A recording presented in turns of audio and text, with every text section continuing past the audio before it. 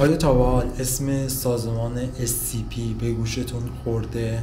سازمانی با میلیاردها بودجه و هزاران کارمند که تحت نظارت دولت‌های مختلف کار میکنه. این سازمان مرموز یه ارگانه که کارش دستگیری، حفاظت و نگهداری از موجودات فراتبیعیه.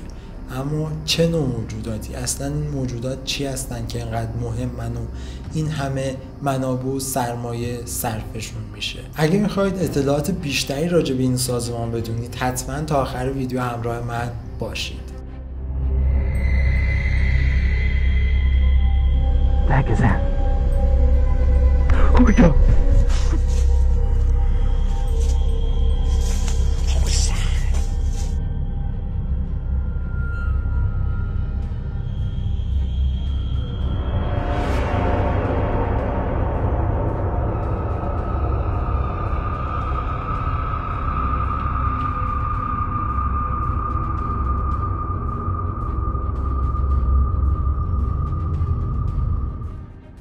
سلام، من امیرجیم و خوش اومدید به یه ویدیوی دیگه.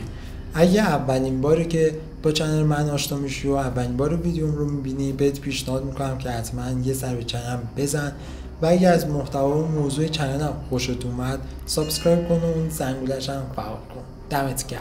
خود کلمه SCP مخفف کلمه‌های Secure Content Protector که به معنی دستگیری، نگهداری و حفاظته. سازمان SCP برای محافظت از انسان‌ها در برابر یه سری موجودات خطرناک و وحشتناک یا یه سری اشیا و مکان‌های خطرناک کار میکنه. این موجودات خطرناک که تحت کنترل این سازمان هستن ممکنه یه موجود ماورالطبیعی باشن یا یه انسان که رفتارهای عجیبی از خودش نشون میده باشه یا یه شی، حتی یه شی مثل خودکار باشه. به این موجودات هم SCP گفته میشه، یعنی SCP هم اسم سازمان هم اسم خود موجودات، با این تفاوت که موجودات یک کد مختص به خودشون هم دارن. مثل چی؟ مثل SCP-96. این SCP ها بر اساس ویژگی ها و نوع نگهداریشون به یه سری کاتگوری ها و دسته‌بندی ها تقسیم میشن که در ادامه بهتون میگم. اول بیایید راجع به طبقه بندی کارمندهای این سازمان براتون بگم و بعدش هم میرسیم به خود موجودات SCP. کارکنان این سازمان رو میشه به طور کلی به 3 دسته تقسیم کرد. دسته اول دانشمندان و محققین هستن که کارشون اینه که روی ویژگی این موجودات تحقیق کنن و بر اساس ویژگی‌هاشون اونا رو دسته بندی کنن. دسته دوم نظامی هستن که بهشون MTF هم گفته میشه و کارشون اینه که از SCP ها محافظت کنن و اگه SCP جدیدی پیدا شد برن و اونو شکار کنن و اگه شرایطش رو داشت بیارنش به سازمان و اگه نداشت و اگه تونستن همونجا بکشنش یا اینکه همونجا زندانیش کنن.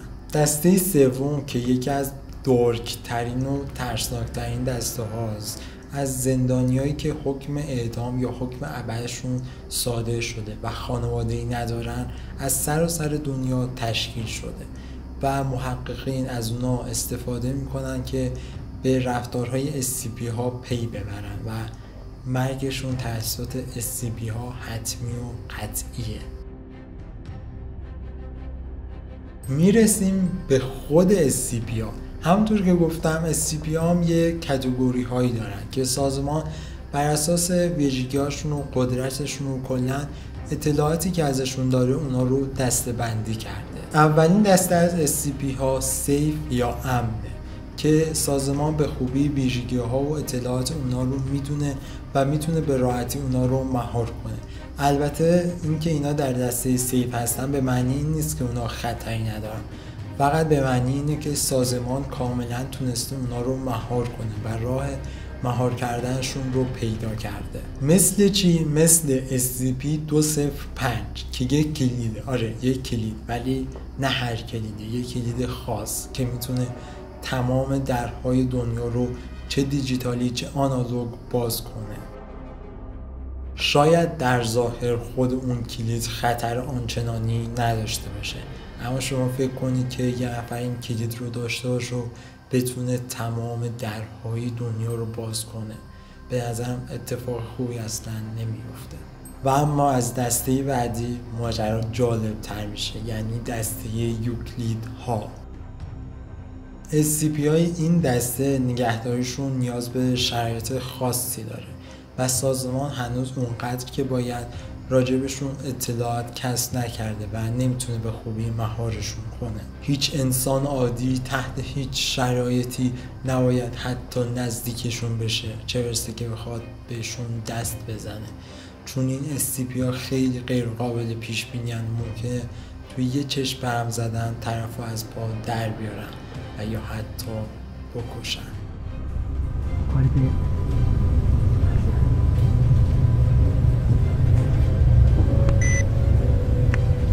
Back is that. Oh my God.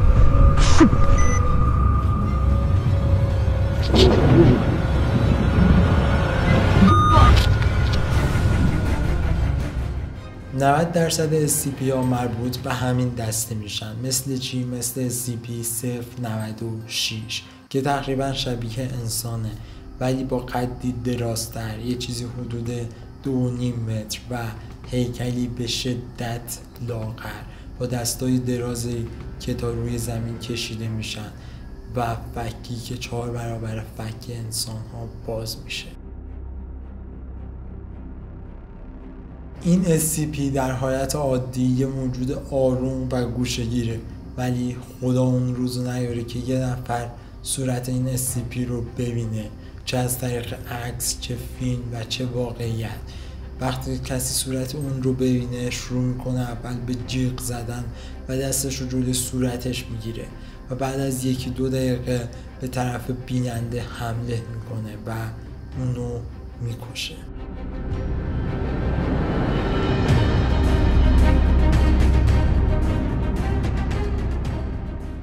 اگه بخوام یه مثال دیگه از دسته یوکلید ها بهتون بگم، میتونم به SCP 173 اشاره کنم که یکی از معروف ترین SCP ها و البته خطرناک ترین SCP هاست. این SCP شیطانی برخلاف SCP قبلی تا وقتی که بهش نگاه میکنی خطری نداره، اما فقط کافیه یک لحظه نگاه تو ازش برداری، حتی به اندازه یک بلک زدن.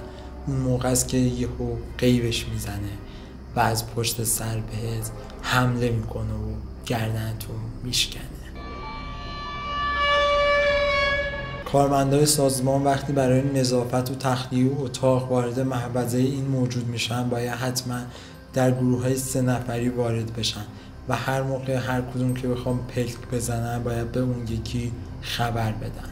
یعنی با دستشون ثانیه ها رو میشمارن و میفهمن که کی الان باید پلک بزنه و 2 نفر دیگه موجود رو نگاه میکنن و اگه هر 3 نفر نگاهشون رو از روی این SCP بردارن اون بهشون حمله میکنه و گردنشون رو میشکنه و خفشون میکنه.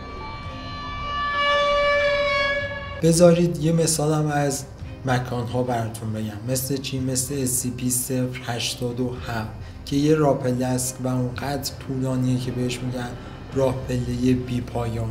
توی یه دانشگاه و هیچ منبع نوری نداره و کاملا تاریکه. این راهپله توسط درهای خیلی محکم فولادی محافظت میشه. وقتی کارمندای دسته 3 این سازمان میرن داخل راهپله و اون رو بررسی کنن، میگن بعد از حدود 200 متر پایین رفتن صدای یه جیغ مثل جیغ بچه رو شنیدن و بعدش یه صورت بدون چشم و دهن دیدن. دسته 3 اگه تلفظش رو درست بگم دسته کیترها هستن که مثل دسته یوکلید ها هستن، با این تفاوت که خیلی بزرگ جسته تر و مهار کردنشون سخت‌تر و هزینه بیشتری میبره. مثل چی؟ مثل SCP 682. این SCP یه موجود شبیه خزنداز با جثه‌ای خیلی بزرگتر که از انسان ها هم خیلی متنفره. SCP 682 برخلاف جثه بزرگش خیلی چالاک و سریع و باهوشه و حتی گفته شده که میتونه با بقیه SCP ها ارتباط برقرار کنه. سازمان به دنبال راهی برای کشتن و از بین بردن این SCP، اما متاسفانه تا به حال راهی برای این کار و نابودی این SCP پیدا نکرده و از اونجایی که کشتن این موجود کار سازمان نیست، اونو در یه منطقه خیلی بزرگ نزدیک سازمان به دور از آدم‌ها نگهداری میکنه. دسته چهارم یعنی کاتگوری تامیل، موجوداتی فوق سری هستند که معمولا خودشون به عنوان منبع نگهداری برای سایر SCP ها استفاده میشن. اطلاعات این موجودات اونقدری سریه که حتی خیلی از کارمندهای رد باله سازمان هم در موردشون چیزی نمیدونن. دسته آخر که اسمشون نوترالایزر SCP هایی هستن که در طول زمان به صورت عمدی یا اتفاقی کشته شدن و یا از بین برده شدن و الان دیگه هیچ گونه رفتاری و خطری ندارن. البته کاتگوری ها و دسته‌بندی های دیگه هم هست که مهمترینشون همین 5 تا بودن و به بقیهشون زیاد توجهی نمیشه. بیایید بررسی کنیم که اصلا این سازمان واقعی هست یا نه. چرا با این همه اطلاعاتی که ازشون توی اینترنت هست زیاد شناخته شده نیستن و تعداد افراد کمی میشناسنش. بذارید اینطوری براتون بگم که سازمان SCP بیشتر یه سازمان اعتقادیه. یعنی یه سری هستن که به شدت شدید بهش اعتقاد دارن، یه سری هم هستن که اصلا اعتقادی ندارن، میگن این فیک و دروغه. حالا یه دسته سوم هم هست مثل من که میاد این سازمان رو برای شما بیننده‌های عشق توضیح میده که بدونید اصلا دو دسته قبلی دارن در مورد چی بحث میکنن.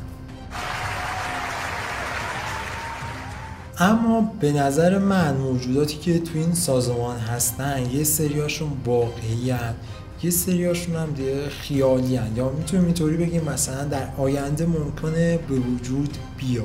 طبق گفته خودشون 5000 تا حدوداً 5000 تا SCP وجود داره که واقعا تعداد خیلی زیادیه و اگه بخواید میتونم توی ویدیو جداگونه بیام و مثلا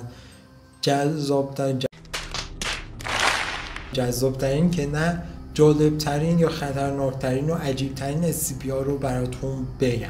حالا اگه دوست داشتین حتما توی کامنت ها بگید که ویدیوشو بسازم یا نسازم. این ویدیو هم تموم شد، امیدوارم خوشتون اومده باشه. لایک، سابسکرایب فراموش نشه که خیلی عشقی و همچنین همونطور که اول ویدیو گفتم یه سر به محتوای چنل بزنید، شاید خوشتون اومد و اگه خوشتون اومد اون که لایک شما سابسکرایب کنید و اون زنگولش هم فعال کنید. همچنین موضوع چنل هم اینه که بیشتر فکت و تئوری و موضوعهای دارک و پرونده‌های جنایی